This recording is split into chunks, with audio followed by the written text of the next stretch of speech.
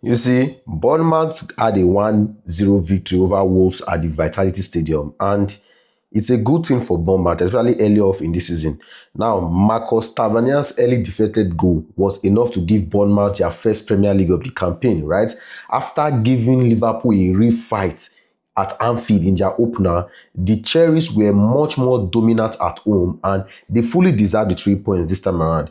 You see, Bournemouth should have scored more goals based on their performance because they created plenty of chances, but they could not find the back of the net. They could not find that clinical edge to put the game to bed early, which made for a nervous finish despite their clear superiority to Wolves.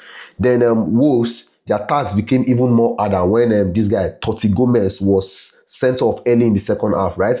Playing with 10 men against a team that was already controlling the game made any hopes of getting back into the match extremely difficult. The red card highlights Wolves' poor discipline and poor decision-making so far this season. When you are already struggling to create chances and score goals, right, you cannot afford to even make things worse or make things difficult for yourself by getting a red card, right? This result right now leaves Wolves in a really, really concerning position. They are still without a goal or a point after 2 games. That is a terrible start for any Premier League team, and it puts immediate pressure on Gary O'Neill and his players. Bournemouth, on the other hand, can be pleased with how they've started under Andoni Iraola, right?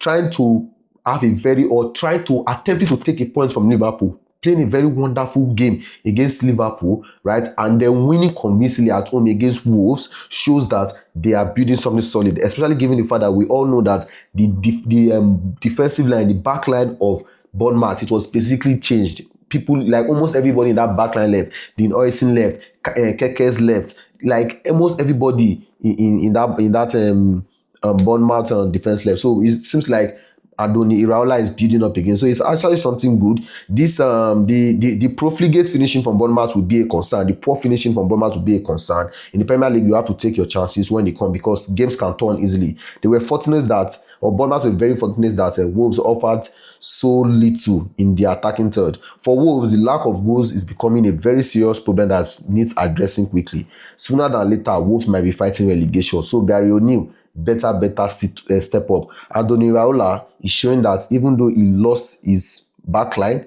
he can still compete, and he's showing that he's actually a very, very good coach, and I'm looking forward to watching him every week.